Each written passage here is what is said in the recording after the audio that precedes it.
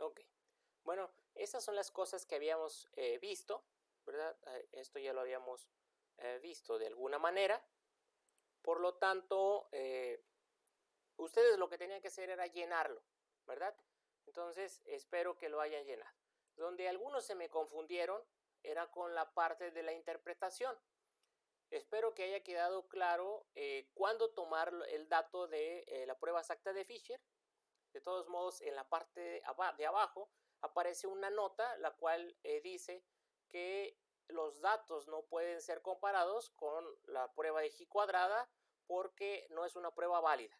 Y esto sucede cuando los valores esperados, ¿verdad?, son menores a 5. O sea, cuando se trata de normalizar los datos para tratar de que no haya diferencias, ¿sí? O sea, se habla de normalizar los datos observados como si no hubiera ninguna diferencia entre los animales expuestos y los no expuestos al factor de riesgo. Entonces, cuando se hace esa normalización, ¿verdad?, y se obtienen los valores esperados, y si en esos valores esperados alguna de las casillas hay un número que sea menor a 5, la prueba de G cuadrada no puede ser utilizada para tomar la decisión. Por lo tanto, se tomaría la decisión en base o con base a la prueba exacta de Fisher. Eso ya habíamos quedado. Entonces, cuando hablamos del intervalo de confianza, ¿sí?, eso se refería a que el intervalo que se obtiene, o sea, se obtienen dos números, un número bajo y un número alto. Cuando dentro de ese número se encuentra la unidad o el 1 cerrado, o la unidad, el número 1, no es posible establecer que el odds ratio o la razón de momios sea cierta, ¿ok? Como vemos aquí en la parte del alimento, en este caso la leche, al momento de analizarlo, tiene una significancia. Quiere decir que las personas que consumieron leche tienen 2 veces más de probabilidades de presentar la enfermedad. Por lo tanto, es un factor de riesgo. Pero al momento de establecer el intervalo de confianza, ¿verdad?, con un 95% de confiabilidad, o el intervalo de confianza al 95%, y se obtienen dos valores, un valor bajo, ¿verdad?, o lower, y un valor alto, o upper, o sea, alto. Y si dentro de ese rango se encuentra el 1 cerrado, quiere decir que no es confiable, como lo es en este caso, ¿verdad? Dentro del intervalo de confianza de la leche, ¿verdad?, va de 0.42 a 10. Por lo tanto, dentro de ese intervalo se encuentra el 1. Entonces, los datos no son confiables. Y también en la prueba de G cuadrada, ¿verdad?, no, de Fisher, esta da los resultados con la prueba exacta de Fisher. Vemos que la prueba exacta de Fisher me da un número de 0.29. Por lo tanto, 0.29 es mayor a 0.05. Entonces, pues no hay diferencias. Ahora, en este otro vemos la bebida fría, ¿ok? La bebida fría nos da un odds ratio menor a 1. Cuando veíamos que el odds ratio era menor a 1, era porque podía ser un factor de protección, ¿ok?, como lo es en este caso. Y vemos que con un intervalo de confianza al 95%, o sea, este intervalo va de 0.17 a 0.91. Por lo tanto, es menor que la unidad, ¿ok? Entonces los datos son confiables, ¿sale? Entonces a eso se refería, que dentro de este intervalo se encuentra la unidad. Como en este no se encuentra la unidad, los datos son confiables. Por lo tanto, la bebida fría puede ser un factor de protección, ¿ok? Ahora el agua tiene un odds ratio de 3.93. El agua puede estar asociada a un factor de riesgo, ¿ok? Ahora, si establecemos si obtenemos el intervalo de confianza al 95%, vemos que el intervalo va de 1.77 a 8.74. Dentro de este intervalo no está la unidad, es mayor que la unidad, ¿ok? Y vemos que en este caso la prueba de G cuadrada me dice que estadísticamente hay una diferencia, ¿sí? O sea, el agua puede estar implicada en la presentación de la enfermedad, ¿ok? Si vemos aquí abajo también, vemos que el odds ratio es muy grande, muy grande, de 21, ¿ok? Entonces, si el intervalo de confianza es mayor a 1, ¿ok? O sea, dentro de ese intervalo de confianza no se encuentra el 1, quiere decir que los datos son confiables o podemos confiar, el 95% de los datos son confiables, ¿ok? Y vemos que la prueba de G cuadrada nos tiene una significancia muy bárbara, ¿okay? Porque los datos son menor a 0.01, o sea, todavía es menor a 0.01, ni siquiera 1 a 0.05. Por lo tanto, esto es uno de los factores implicados en la enfermedad, ¿ok?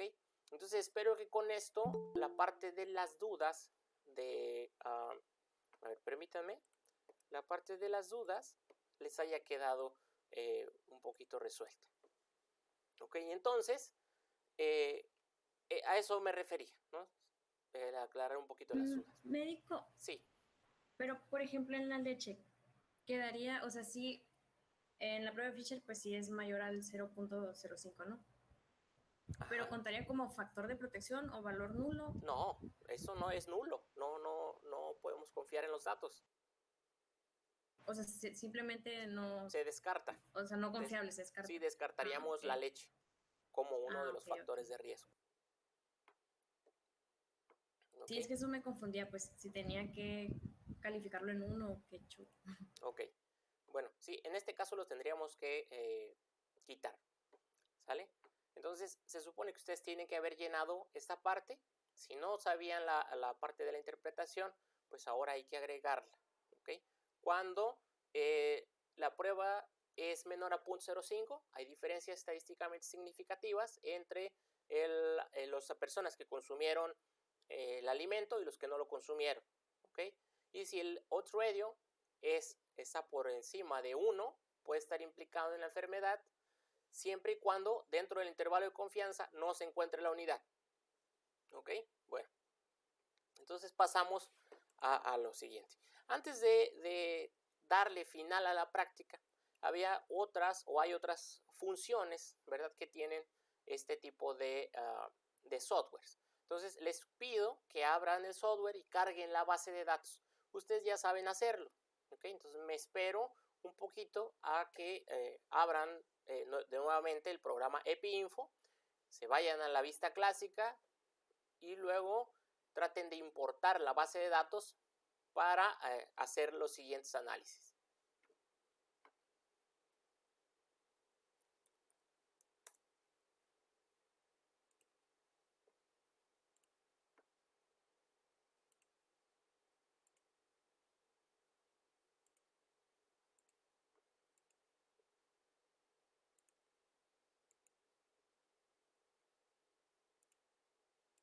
Yo ya. Ok, muy bien. Entonces, recordando nada más que les tiene que aparecer que se cargaron los 126 registros, que son los 126 datos que contiene la base, ¿verdad? Una vez hecho esto, podríamos continuar. Vamos a ver, esto es algo ya muy sencillo, pero nada más que vean también la utilidad que tiene, ¿verdad? Por ejemplo, dentro de las carpetas, ¿verdad? Las carpetas, las cuales tienen los comandos, hay una carpeta la cual se llama seleccionar y condiciones, ¿verdad? Que esto viene siendo lo mismo que hace R cuando nosotros utilizamos el comando select, ¿verdad? Y las condicionales es cuando utilizamos en R el comando if else, ¿verdad? Que ya lo habíamos utilizado, ¿verdad? Entonces, si nosotros utilizamos seleccionar, este nos va a permitir evaluar cierta información, ¿verdad? Ya sea por alguna categoría o alguna característica de una variable que sea la que nosotros queramos ver. Por ejemplo, si nosotros pusiéramos la variable edad, si seleccionáramos la variable edad dentro de este comando select y dentro de la edad nosotros calculáramos que fuera mayor a 30, aquí se dan cuenta que viene siendo muy similar a trabajar con estos programas que son en base a comandos. Si seleccionamos edad mayor a 30, nos va a dar una subcategoría o un subgrupo o una subbase, como lo hemos estado hablando cuando trabajamos con R. Entonces, si nos vamos a la carpeta seleccionar y ponemos seleccionar, ¿verdad? Esto les debe aparecer. Dentro de seleccionar, elegimos a la variable edad y aquí nos va a aparecer ¿verdad? Los criterios, seleccionar los criterios. Entonces ponemos mayor, aquí está el símbolo mayor, y ponemos el número 30 y luego damos aceptar. Me va a generar una nueva base de datos, la cual va a tener 39 registros. ¿Ok? Aquí está. Hay 39 registros de datos que solo, de personas que son mayores a 30 años. ¿Ok? Entonces, aquí podríamos hacer nuevamente el análisis que habíamos estado haciendo. Sacar de estas personas o de este subgrupo de personas a que se dedican, ¿verdad? La frecuencia de signología, o también podríamos seguir haciendo otras subpoblaciones o podríamos hacer todavía más específico, ¿verdad? En este caso, sí, ahora volvemos a hacer otra selección para poner que solo seleccionemos ahora por sexo, ¿ok? Y que dentro del sexo solo a las mujeres, o bien podríamos seleccionar solo a los hombres. Entonces, si nosotros vamos nuevamente a seleccionar, ¿ok? Seleccionamos ahora la variable sexo y dentro del sexo ponemos igual y tendríamos que abrir comillas. Recuerden que las comillas es cuando nos referimos a un nombre y en el caso de la respuesta, ¿verdad? De la observación en la variable sexo es F cuando es mujer y M cuando es hombre. Si ponemos F mayúscula, porque está en F mayúscula, y luego damos a aceptar, que nos va a generar un subgráfico, perdón, una subpoblación, la cual contiene 20 registros. O sea, quiere decir que de toda la población hay 20 personas que son mujeres y que tienen una edad mayor a 30 años.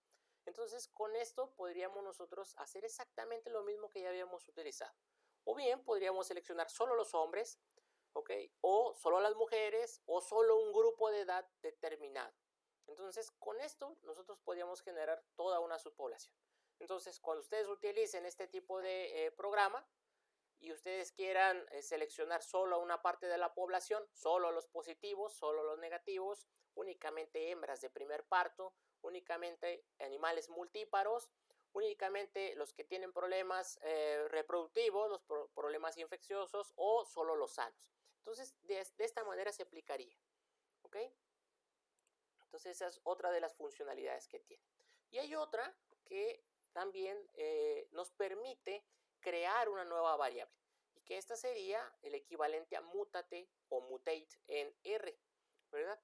Entonces, define nos permite crear una nueva variable, la cual puede ser numérica, puede ser de texto, puede ser fecha o entre otras. Entonces, seleccionamos dentro de las carpetas de comandos, la cual dice definir, ¿okay? La carpeta llamada variables, seleccionamos definir, perdón, nos va a aparecer un recuadro como este. Si dentro de definir, ¿okay? Aquí vamos a poner el nombre de la nueva variable. Y en esta otra parte vamos a poner el tipo de variable que vamos a crear. ¿Sale? Entonces vamos a definir. Les aparece esta ventana. Ponemos una nueva variable. La variable de la queremos que la variable edad vaya a conformar grupos para hacer un cuadro o un histograma. Entonces vamos a crear una variable llamada grupo edad. Grupo edad, ¿ok? Y luego vamos a seleccionar texto, o sea que es una variable de nombre, ¿ok? Y le vamos a dar seleccionar. ¿Sí? Y se fijan que aquí en la ventana ya les crea, ¿verdad?, la salida. No aparece absolutamente nada, pero ya le está creando la salida. Si nosotros nos fuéramos a listar, ¿verdad?, que era el otro comando, ¿ok? Es el comando el cual nos permite ver las variables de nuestra base de datos. Si nos vamos aquí a listar, no seleccionamos nada y damos a aceptar. Recuerden que nos aparecía esta hoja de cálculo y nos vamos hasta el final. Ya está la nueva variable, pero no tiene datos. Es una variable que se llama grupo edad, ¿ok? Pero no tiene datos. para hacer que tenga datos, o sea, ya tenemos una variable, pero para hacer que tenga datos, tenemos que utilizar dentro de esa misma carpeta una que se llama recodificar o recode. ¿Ok? Entonces, esta nos va a permitir darle los datos o indicarle al software que a partir de una variable ya existente, la cual es la variable edad, va a tomar los datos, ¿ok? Para llenar la nueva variable, ¿ok? Entonces, si nos vamos a la variable edad, perdón, recodificar, nos va a aparecer esta tabla, ¿sale? Entonces, si le damos a esa tabla y vamos a seleccionar lo siguiente, vamos donde dice from o de, vamos a seleccionar la variable edad, que es una que ya existe, ¿verdad? Dentro de la base de datos. A o to es la nueva variable o la variable que queremos rellenar, la cual es la que creamos hace un momento, llamada grupo edad. Y en esta parte, en los valores, o sea, desde, hacia y a la etiqueta, es lo que vamos a llenar, ¿ok? Entonces vamos a poner recodificar, ¿ok? D es la variable edad, A es la variable grupo edad, que es la nueva variable que acabamos de crear, ¿ok? Y los valores vamos a poner grupos o intervalos de 10 años. En este caso, el primero es de 0 a 10, ¿ok? Y esta va a ser mi etiqueta, la cual se llama de 0 a 10, ¿ok? Esta va a ir de 11 a 20 y la etiqueta de 11 a 20, ¿ok? Y así nos vamos a ir hasta llenar hasta los 90 años. ¿No aparece la pantalla? No aparece. ¿Alguien más? ¿Qué pantalla? Yo sí veo su presentación. Porque sí está presentando. No sé si le puedes dar recargar a tu navegador para que te aparezca. Nos vamos de 21 a 30. Médico, Mande. disculpe, ¿es la presentación de EPI lo que nos está mostrando o es la presentación de PowerPoint? Es que a mí solamente me aparece la de PowerPoint. No sé si a eso se refiere la compañera. Sí, es que no sé si está explicando en EPI Info porque no me sale la pantalla de EPI Info, me sale la pura presentación. Ok, a ver, vamos a ver.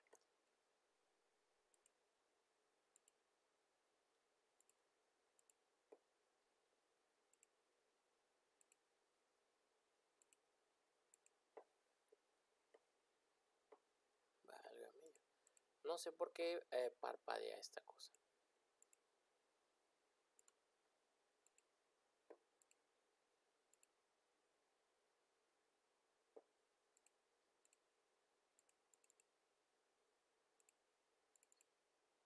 Ya, ¿verdad? Ya no parpadea.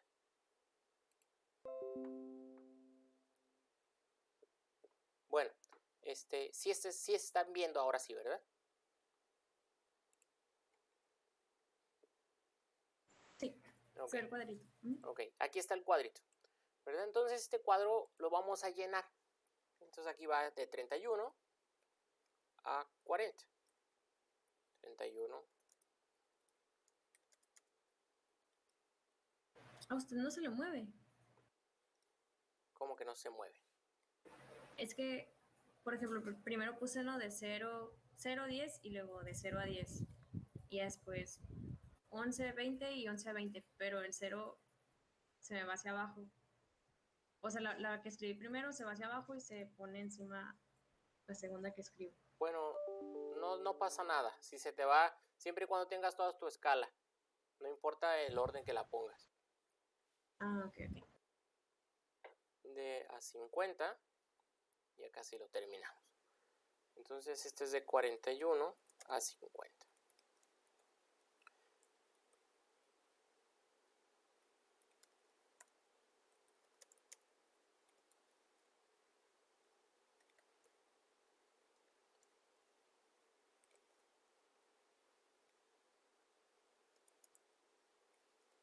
Y esta de 71 a 90.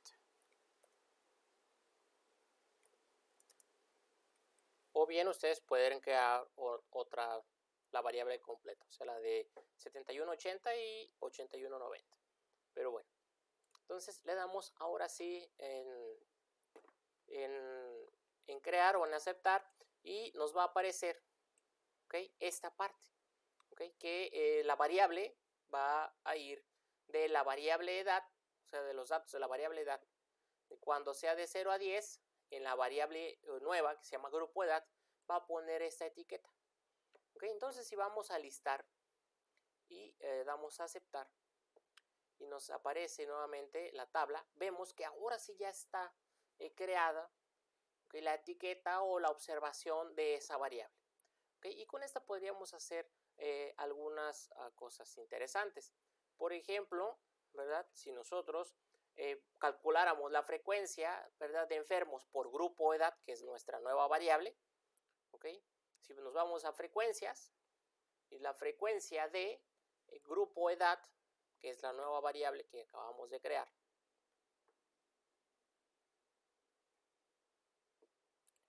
¿okay?, y la estratificamos, esto no es. Estamos en tablas, no estamos en frecuencias, es tablas. Las tablas.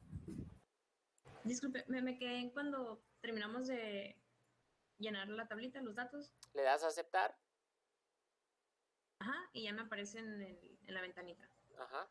Ahora nos vamos a ir a tablas.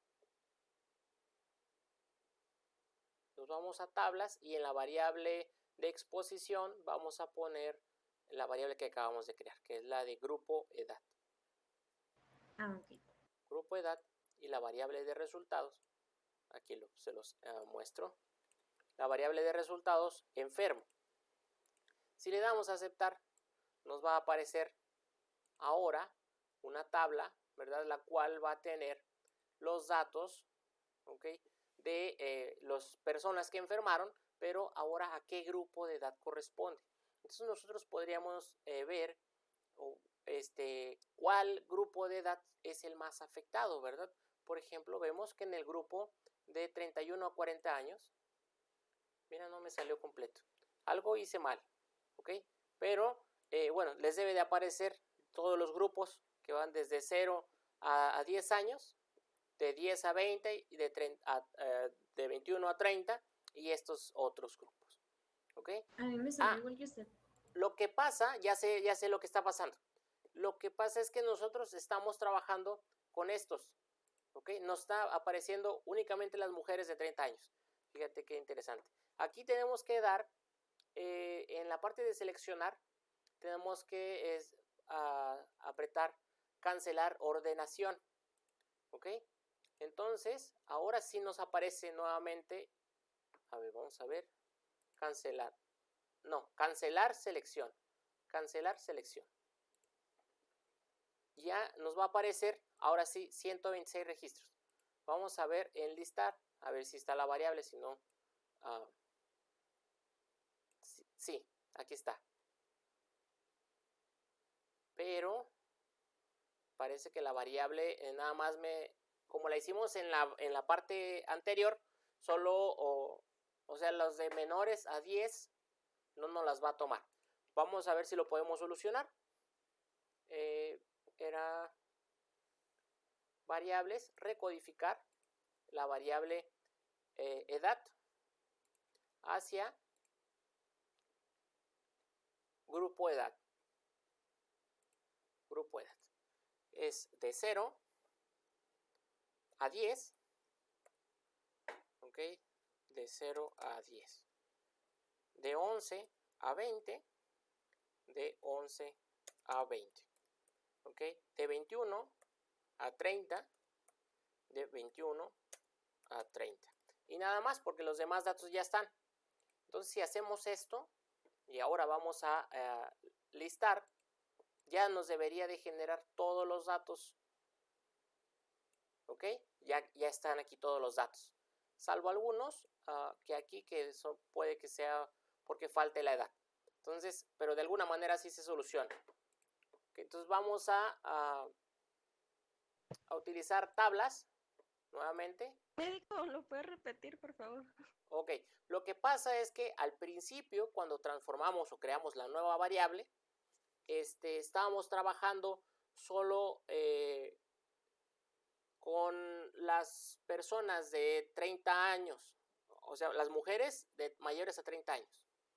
Después teníamos que recodificar la variable. O sea, deseleccionamos y ahora sí ya estamos trabajando con todos los datos, como aparece aquí. ¿Ok? Entonces, cuando empezamos a trabajar con todos los datos, pues ya nos dimos cuenta que en la parte anterior, que fue cuando les dimos los códigos a las variables, ya no estaban las menores a 30 años. ¿Ok? Entonces, ahora, si nosotros recodificamos, pues nos debería de solucionar. Pero me están comentando aquí que solo se quedan los de 0 a 30. Entonces, pues los tendríamos que hacer nuevamente. Pero, pues ahorita, por tiempo, por motivos de tiempo, si quieren, lo obviamos. No hay problema. O si quieren, lo hacemos. Porque, al final de cuentas, ustedes me van a tener que entregar me van a tener que entregar una serie de datos. Entonces, si quieren, lo hacemos y para que sepan cómo se hace. ¿Ok? ¿Quieren que lo hagamos? Sí. Ok. Entonces, vamos a hacerlo nuevamente. Vamos a recodificar una variable que sí existe, pero, pues bueno,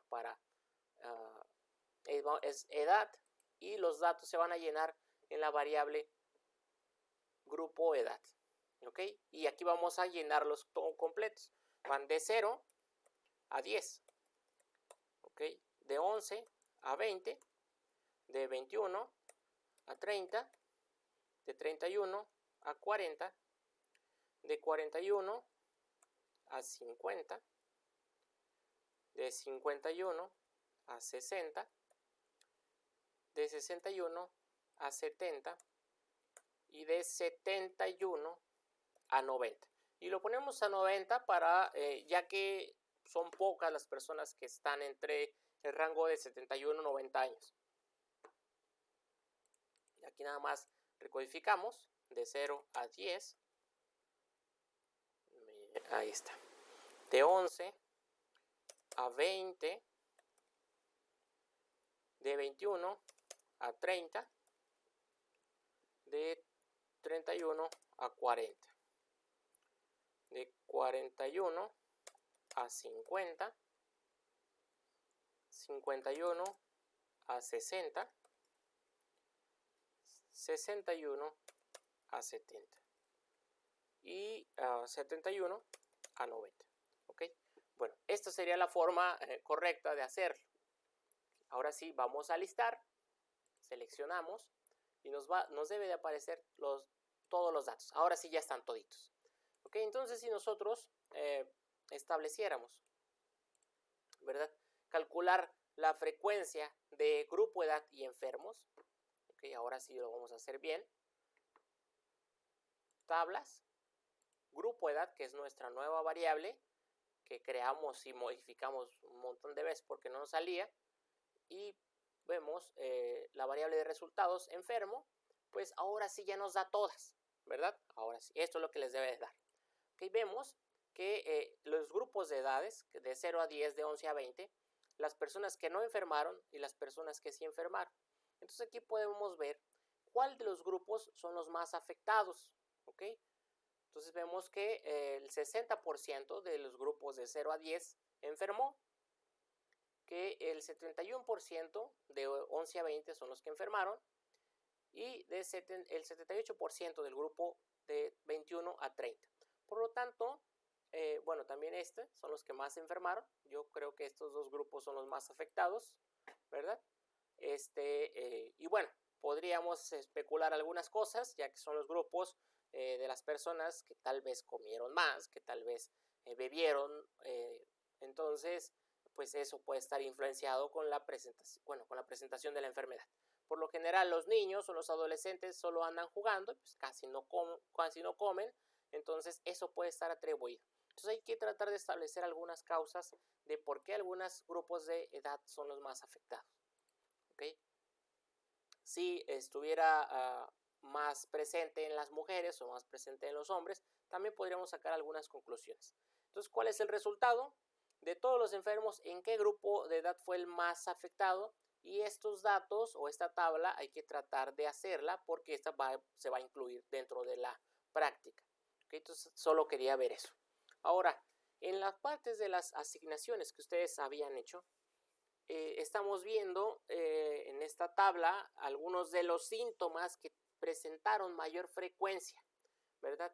Entonces, vemos que el síntoma que tuvo mayor presentación o en mayor porcentaje se presentó dentro de las personas que enfermaron es los labios, o sea, el entumecimiento de los labios con un 61.60%, problemas neurológicos o mareos, ¿verdad? Con un 58.4%, entumecimiento de dedos, 56%, dolor de cabeza, 54.8%, entumecimiento de dedos, pero ahora de los pies, con 54%, y dificultad motora al caminar o problemas de incoordinación, también con una presentación de 53%. Entonces, estos son los signos, ¿verdad?, que tienen una mayor frecuencia de presentación dentro de los grupos evaluados o dentro de la encuesta realizada.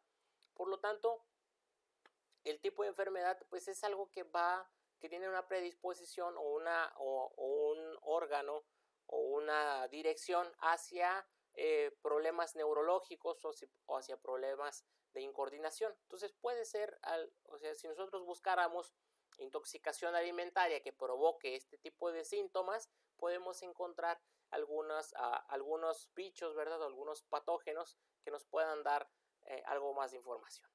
Ahora, en cuanto a los alimentos, ¿verdad? Estos son los alimentos que tienen mayor presentación.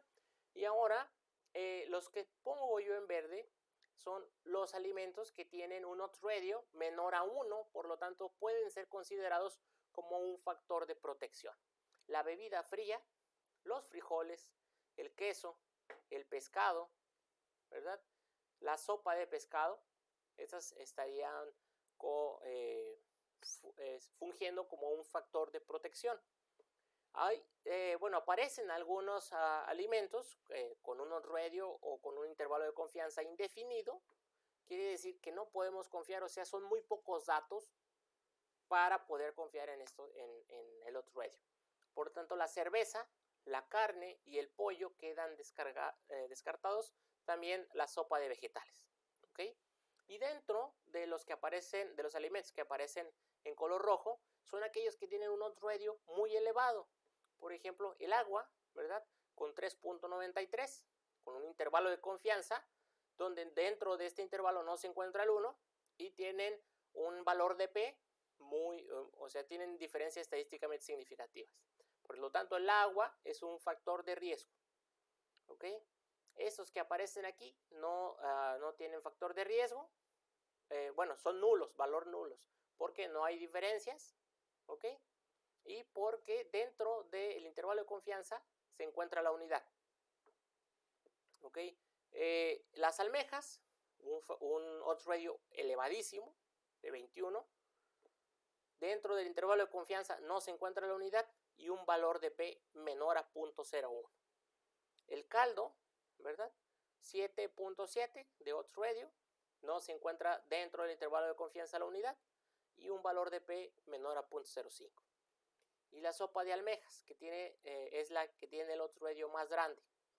¿Ok? Vemos el intervalo de confianza, no se encuentra la unidad y bueno, es una diferencia estadísticamente significativa menor al 0.01. ¿Ok? Entonces, dentro de estos factores de riesgo. Médico, disculpe. Ajá. Me estoy confundiendo un poco con que no se encuentra la unidad. Ajá. O sea, la unidad. La unidad es el número 1. El número 1. Sí, mira. Nuevamente lo retomamos. Por ejemplo, las almejas. Ok, mira. Si nos volvemos al primer alimento, el cual es la leche, Ajá. vemos que tiene un odds ratio, ¿sí?, de 2.08. El odds ratio me está diciendo que la leche puede estar involucrada en puede ser un factor de riesgo. ¿Ok? ¿ok? Sí. Ok, pero cuando utilizamos el intervalo de confianza, me aparece que dentro del intervalo de confianza, o bien este intervalo va de 0.42 a 10. Entonces, si yo pongo en una regla, ¿verdad?, el punto 4 y el número 10, dentro de ese rango va a estar el 1. ¿Ok? O sea, va a ir 0.5, 0.6, 0.7, 0.8, 0.9, 1. Y luego 1.1, 1.2, 5, 6, 7, 8, 9 y 10. Dentro de ese intervalo está el 1. Por lo tanto, aunque en la tabla de 2x2 me haya aparecido que la leche tiene un odds ratio alto, con un intervalo de confianza yo puedo descartarlo. ¿Ok? Porque dentro de este intervalo se encuentra el 1. Ahora, si me voy a la bebida fría, aquí el odds ratio me dice, como es menor a 1, que es un factor de protección. O sea, la bebida fría algo tiene. ¿Ok? Que las personas que tomaron una bebida fría, o sea, son personas que no consumieron otra cosa. Algo pasa con la bebida fría. Por lo tanto, no puede ser un factor de riesgo, porque el odds ratio es menor a 1, por lo tanto es un factor de protección. Y yo puedo confiar en esos datos porque con un intervalo de confianza al 95%, o sea, dentro de ese intervalo, los datos o los valores van de 0.17 a 0.9. O sea, va de 0.17, 18, 0.2, 0.3, 0.4, 0.5, 0.6, 0.7, 0.8, 0.9. Después del 0.9 está el 1. O sea, dentro de mi rango no se encuentra la unidad. Por lo tanto, yo puedo asegurar que la bebida fría es un factor de protección. Ahora, si nos vamos al agua, me da un odds ratio de 3.93. Cuando el odds ratio es mayor a 1, puede ser un factor de riesgo. Ahora, si nos vamos al intervalo de confianza, ese intervalo va de 1.7 a 8. Entonces, dentro de 0.7, si yo pongo el 0.7 aquí, hacia atrás está la unidad. Por lo tanto, dentro de mi intervalo no se encuentra el número 1. Por lo tanto, el agua puede ser considerada un factor de riesgo. ¿Ok? Entonces, a eso se refiere, que dentro de mi intervalo, si se encuentra el 1, yo puedo descartar el factor de riesgo. Pero como en algunos de estos, en el caso del agua, de las almejas, del caldo, de la sopa de almejas, dentro de eso no se encuentra el 1. Tampoco dentro de los factores de protección. ¿Ok? Entonces, los otros son porque sí se encuentra el 1 dentro de ese intervalo. ¿Okay? Espero que me haya explicado un poquito mejor. Sí, entonces al momento de hacer la interpretación lo ponemos como de riesgo, pero nula o algo así. Sí. Si es riesgo, factor de protección o factor nulo.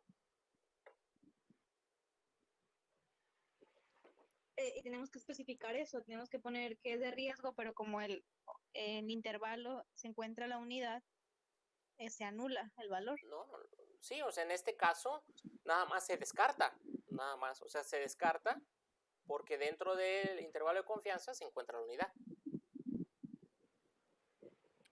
Okay. Bueno, entonces, ¿qué alimentos aparecen como un factor de riesgo? Ya los habíamos mencionado, el agua, el caldo, almejas y la sopa de almejas. Aquí vemos sus odds ratio, ¿verdad? Y los valores de P, o el P-valor o el P-value.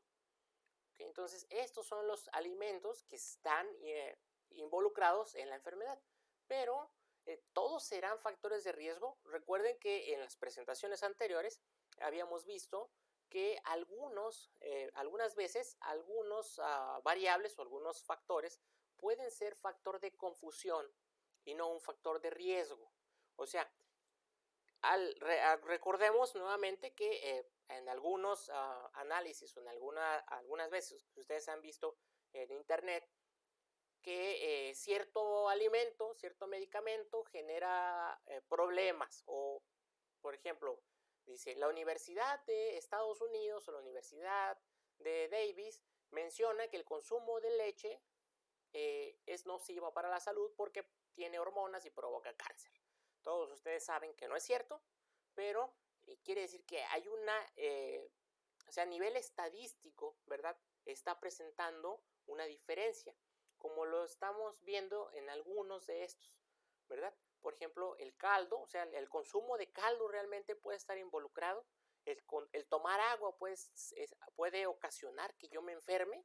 Entonces, tal vez tendríamos nosotros que hacer otros análisis para asegurar que realmente estamos ante un factor de riesgo y no ante un factor de confusión, ¿verdad? Entonces, tenemos que establecer si estos alimentos son o no son factores de riesgo.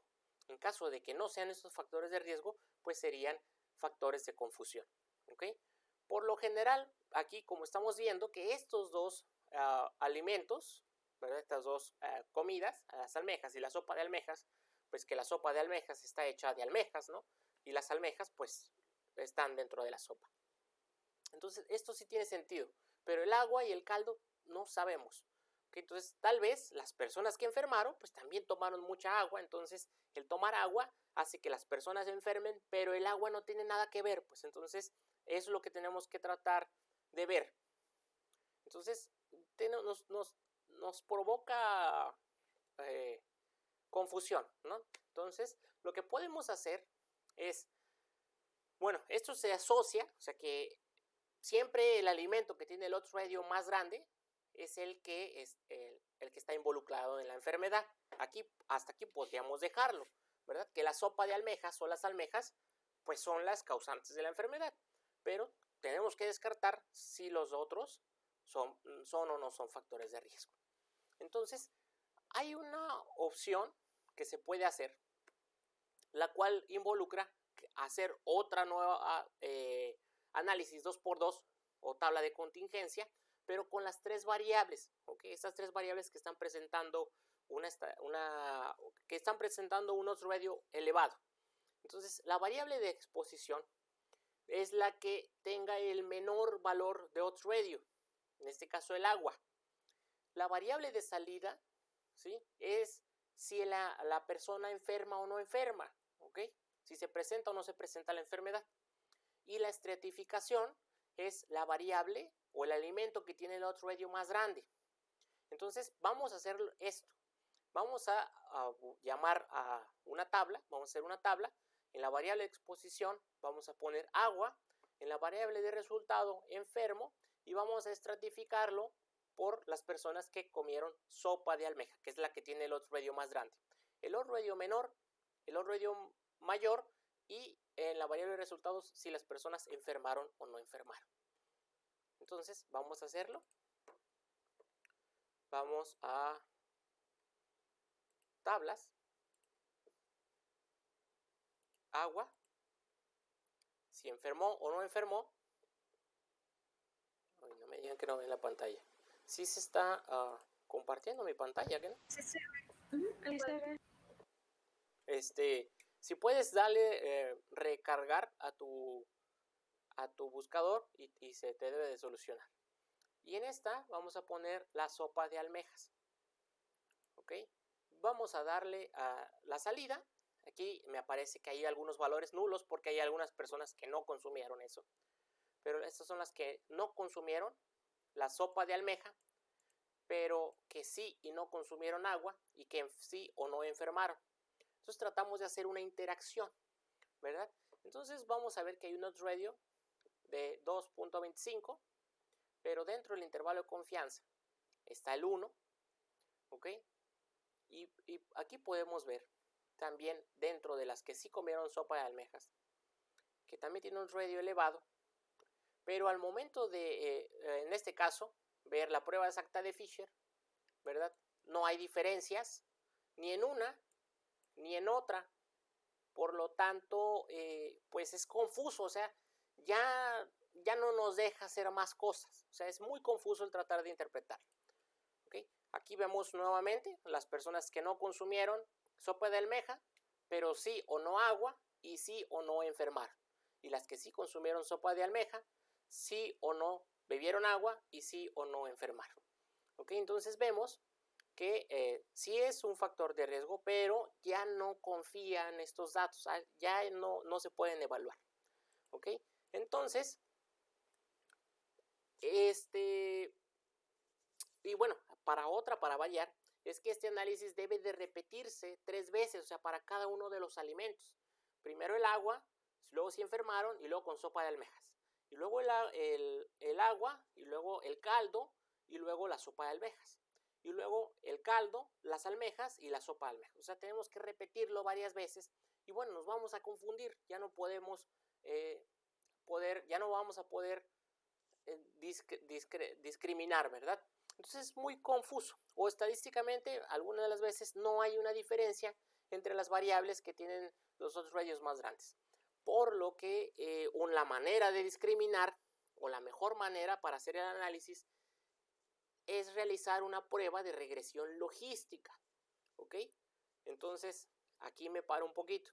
¿Alguien sabe qué es una prueba de regresión logística?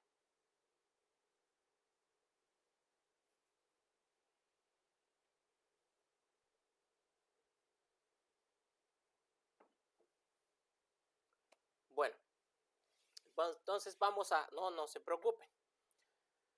Se supone, o sea, que hay modelos de regresión. Dentro de los modelos de regresión, el que ustedes conocen es el modelo de regresión lineal. Pero el modelo de regresión lineal se utiliza para variables continuas, ¿ok? Cuando hay una variable que tiene observaciones en un estrato continuo. Pero la variable la prueba de regresión logística, esta se puede hacer para variables dicotómicas, o sea que tiene una respuesta sí o no, o éxito o fracaso.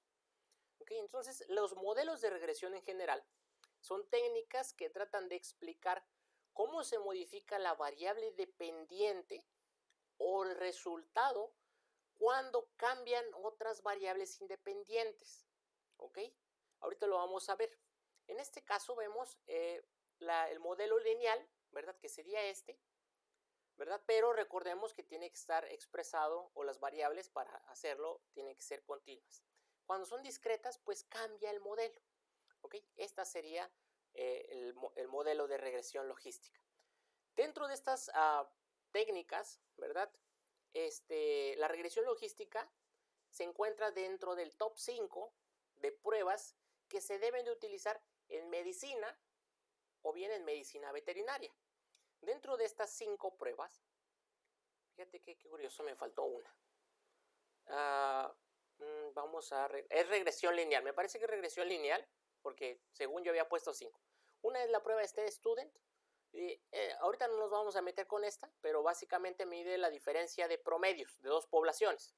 ¿Okay? La prueba de G cuadrada o Chi cuadrada, que ya la vimos brevemente, espero más adelante volver a retomar. ANOVA o análisis de varianza, o sea, tratar de encontrar la diferencia de medias, y la regresión logística, y bueno, la regresión lineal, ¿ok? Pero la regresión logística se utiliza mucho, ¿okay? Dentro de la epidemiología y dentro de la clínica, por lo tanto, es una prueba que deben de utilizar, ¿ok? Entonces, cuando ustedes quieren investigar si una o varias variables, explican una variable dependiente que va a tomar un carácter cualitativo. Se utiliza muy frecuentemente en medicina, en la clínica y en epidemiología. ¿Ok? ¿Y qué es lo que pretende? Pues pretende dar respuesta a una característica, ¿verdad? Ya que va a expresar la existencia o no de un efecto de interés. ¿Qué quiere dar o qué pretende dar respuesta? Si está presente o está ausente una característica que a nosotros nos interese. Por ejemplo, la probabilidad de padecer un evento cardiovascular, o la probabilidad de que un paciente que está hospitalizado muera o no muera antes de que se le dé de alta. La probabilidad de que un paciente desarrolle o no desarrolle una nefropatía, o como bien vemos aquí, ¿sí? La cardiopatía isquémica según la edad. O sea, esta sería mi pregunta o mi variable, ¿verdad? De la probabilidad de que suceda o no suceda un evento de interés, en este caso un evento cardiovascular, y agregar covariables, ¿ok?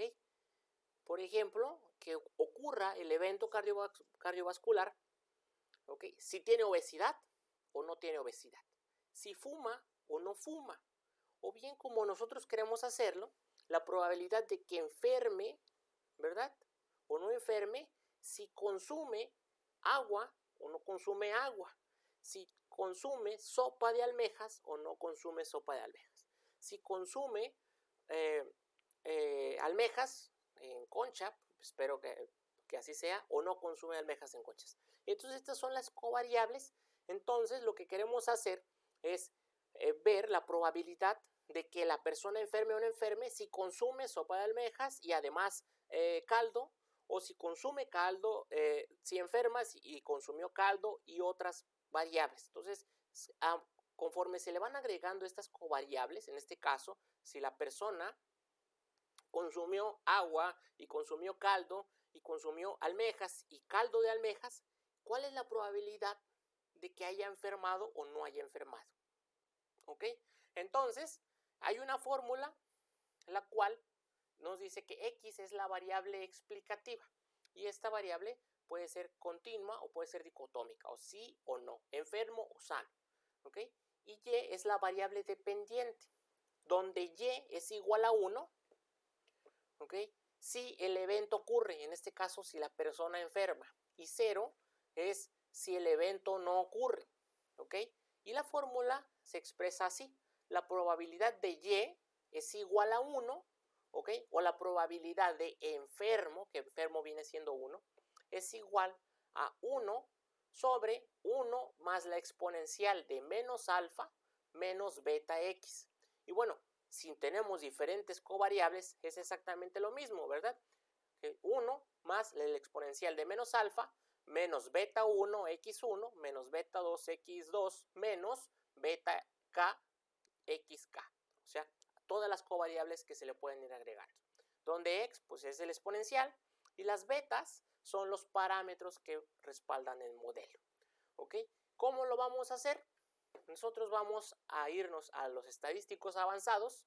Hay una parte donde dice regresión logística y vamos a seleccionar en la variable de exposición enfermo, pero está enfermo debe de tener las observaciones deben de ser 0 o 1, ¿verdad? Y recuerden que dentro de la base de datos hay una variable que se llama enfermo 2, esa es la que vamos a utilizar.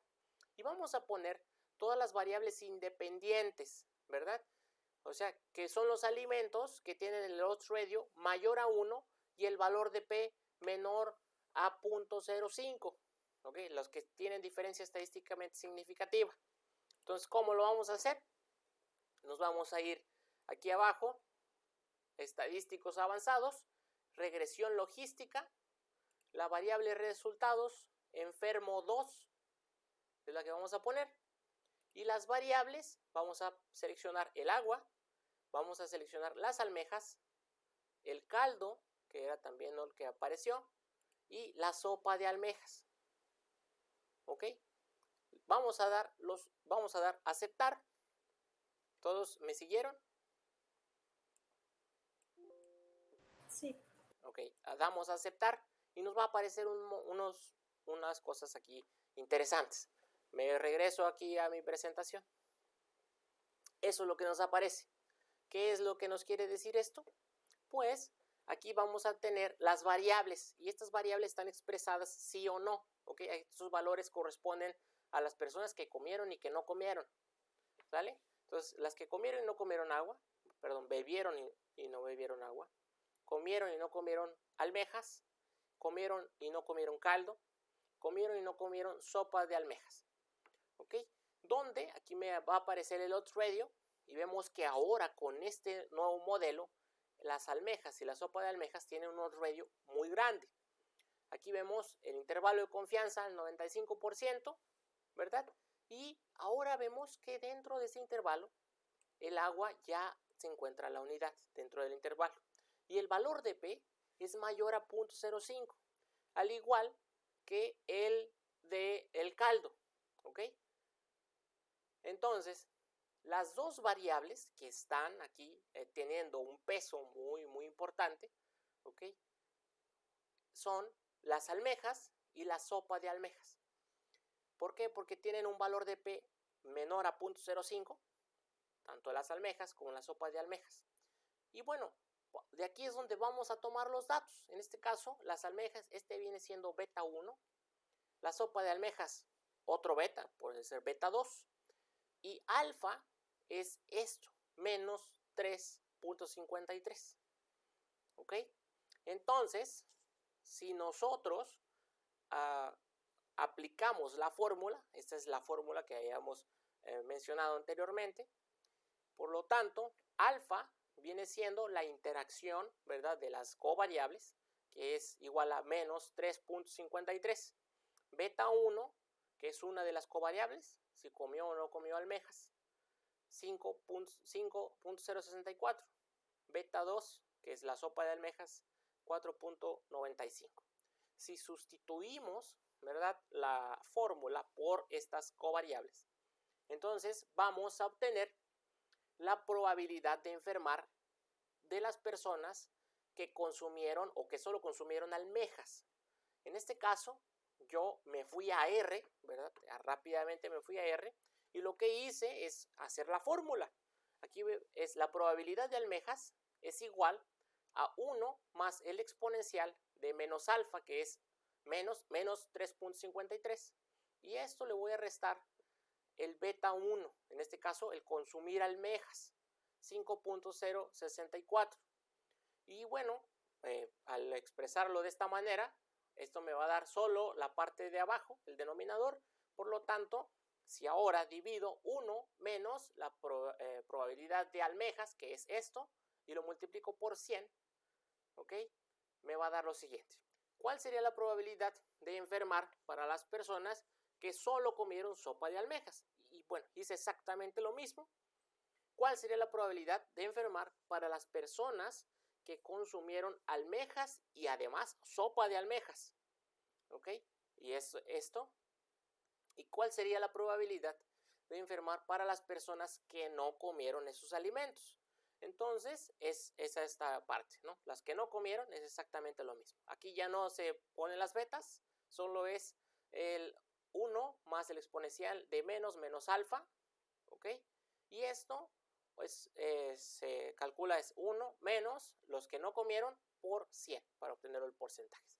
Entonces, las personas que solo consumieron almejas tienen una probabilidad del 82% de enfermar. Las que comieron sopa de almejas, 80.6% de enfermar. Y las que consumieron sopa de almejas y almejas, 99.84% de enfermar. Y los que no consumieron estos alimentos tienen 2.84% de probabilidades de enfermar. ¿Ok? Entonces, viendo ahora sí que con una regresión logística, nosotros al utilizar estas covariables, que en este caso fueron alimentos, vemos que la probabilidad de enfermar de las personas que enfermaron, que solo consumieron un alimento, ¿verdad?, es alta en el caso de las almejas o la sopa de almejas, pero si consumen las dos, como es en este caso, la sopa de almejas y las almejas, es casi un 100% de probabilidades de que enfermaran. ¿Ok? Y si no consumieron, pues es casi el 3% de probabilidades de que enfermaras. ¿Ok? Entonces, esto lo obtenemos con una regresión logística. Nuevamente, esta regresión yo la estoy simplificando lo más que puedo. Hay que tomar otros criterios, ¿verdad? Hay que establecer la significancia, hay que establecer más cosas dentro del modelo para nosotros hacerla. Pero al no ser un curso de estadística, ¿ok?, al no ser un curso de estadística, pues tenemos que simplificar el modelo. Pero bueno, este programa EpiInfo, pues así como lo están viendo, nos ayudó a llegar a la conclusión de la causa de la enfermedad, en este caso del brote alimentario. ¿Ok? Entonces las conclusiones, pues quiere decir que las personas que consumieron sopa de almejas y almejas son las que enfermaron. Por lo tanto, las almejas están involucradas en la presentación de la intoxicación. ¿Ok? Las personas que no consumieron esos alimentos tienen una probabilidad de enfermar del 3%. ¿Ok? Y bueno, con este estudio también establecimos que el agua y el caldo estaban sirviendo como factores de confusión. ¿Ok? O sea, estas personas, pues las que consumieron agua y caldo, pues también consumieron las almejas o la sopa de almejas. Entonces, estas, en el caso del agua y el caldo, pues estaban enmascarándose y a nivel estadístico estaban fungiendo como un factor de riesgo. ¿Sale? No sé si tengan algunas preguntas. Todavía tenemos tiempo. Si nos regresamos, si algo no entendieron, los volvemos a ver. ¿Ok? De todos modos, yo les voy a pasar un artículo sobre la importancia de la regresión logística en la clínica para que vean un poquito más de cómo se utiliza o qué potencia tiene o qué usos tiene dentro de medicina. ¿Ok? ¿Tienen preguntas?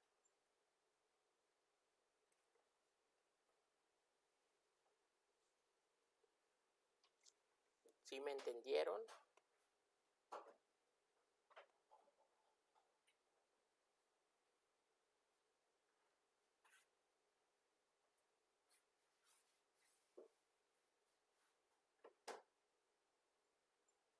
Bueno, entonces espero que les haya quedado un poquito más claro con la parte de cómo tomar las decisiones dentro de, bueno, cuando calculamos el intervalo de confianza, cómo interpretar un odds radio cuando es menor a 1, igual a 1 o mayor a 1.